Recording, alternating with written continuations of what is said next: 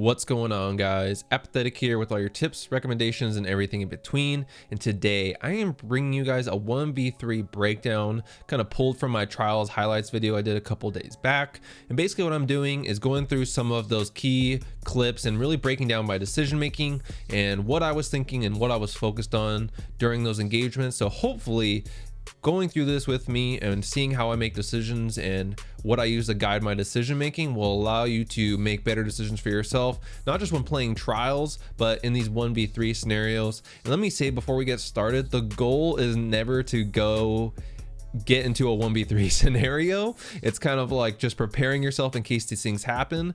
But the decision making I use in these 1v3 scenarios will also translate to trials as a whole and hopefully make us smarter players all around. So let's get into it. Whoa. Right on me. Yep, I'll push up to you. I'm backing up. One for 158 at the bottom, 158 at the bottom. I got sniped. Oh god. Watch that snipe, yeah. He threw a grenade. And this is where I'm going to stop the video right here. As you can see, Bigo, one of my teammates, is currently down, and I almost got sniped trying to get his res as his shield dropped at a really bad time. And luckily, like, I wasn't able to secure the snipe on me. But if you look at my radar is pinging all over the place. I can see Brave is probably gonna get pushed by a shoddy guy, or this shoddy guy is gonna collapse on me.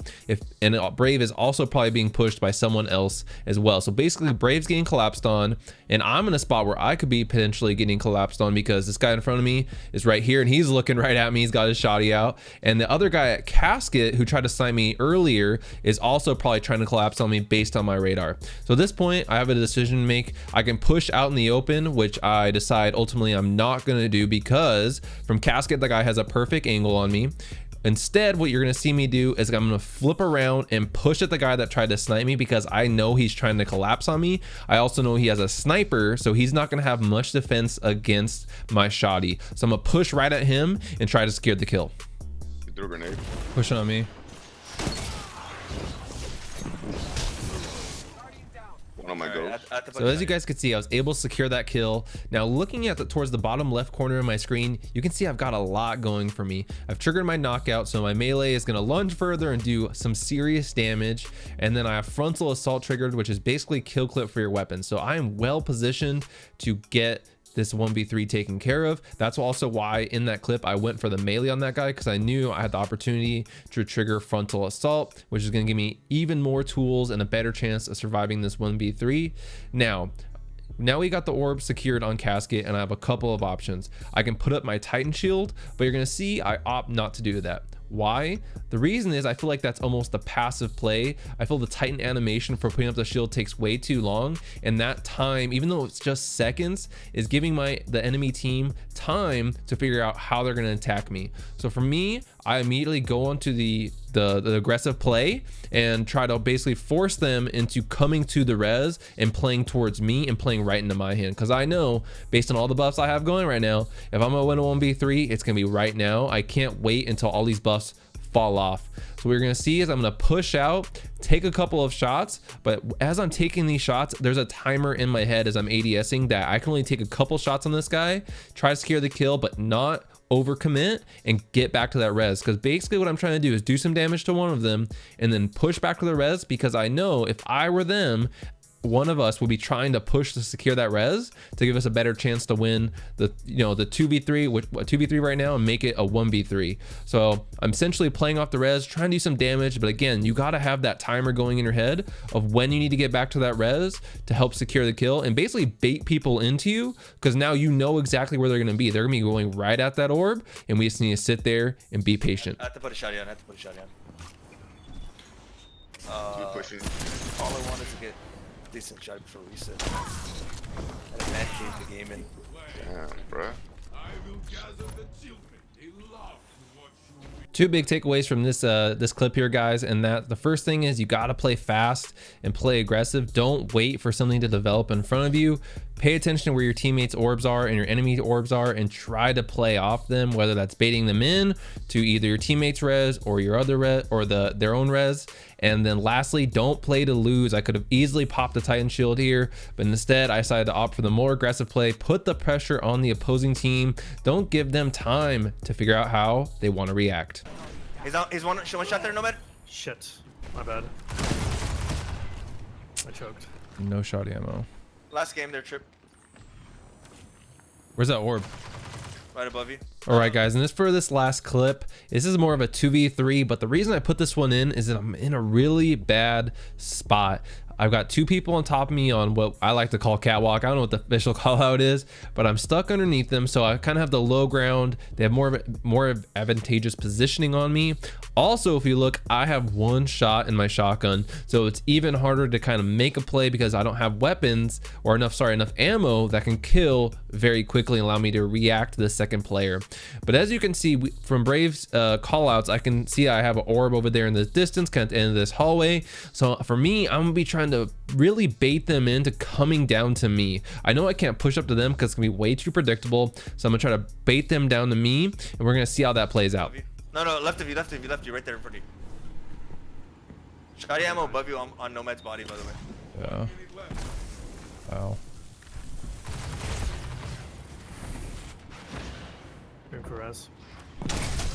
And as you can see, we were able to successfully bait one of the enemy team members down. And what was really the catalyst for this was I kept running back and forth. So they're constantly trying to figure out, what am I gonna do? They're focusing on their radar just like I'm focusing on mine, trying to get a feel for where they are. They're trying to get a feel for where I am, and that's why I kept moving around, sliding up and down, really trying to be as unpredictable as possible, but slowly, as you see, inch my way up that ramp, but never completely peeking out and making myself vulnerable. I kept playing close to the walls in areas where I couldn't get shot, but I took some damage. I took that grenade damage. It was a great nade by them. It took me down actually to half health.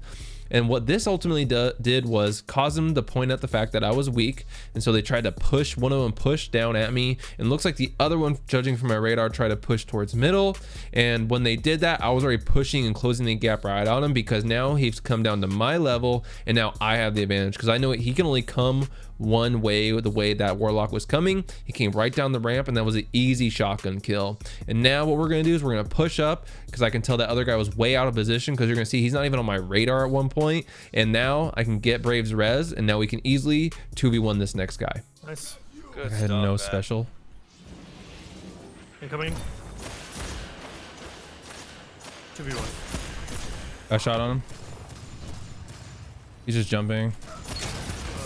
Nice. Well played, guys. Holy shit. And there you have it, guys. A successful 1v3 and 2v3 clips there. And the biggest takeaways I would say from these clips is, one, using the reses to your advantage, whether it's your teammates res or the enemy res, and use those to bait the enemy team into making a mistake. And two, play to win and play fast. Don't wait for the enemy team to set up and try to figure out what you're going to do or lock down the other orbs. As soon as your teammates go down, just try to make a play, start moving, play as unpredictably as possible, like I did in that last clip, constantly moving around, so that way you're constantly shifting the other team around and not allowing them to set up and kind of lock down and sit. The last thing you want to let them do is get to a point where they're just sitting and watching orbs, and now they can just wait out the capture point. Keep moving, go for the play. If it doesn't work out, get them again next round. And that'll wrap up this trials breakdown video. I hope you guys enjoyed this. If you did, make sure you like, share, and subscribe, and catch me on mixer.com/apathettic. I'll leave a link below so you can see some of these clips happen in action, and I'll catch you guys in the next one. Be good, better, and some of the other. I feel like on this map, it's like getting highlighted like how good that perk is, but it's not like OP. Where are you going, Brave? Careful, Brave. Bait the tether. Bait the tether, good. Here's where I kill all of them. Ready for it? One down, one down. That's it, see?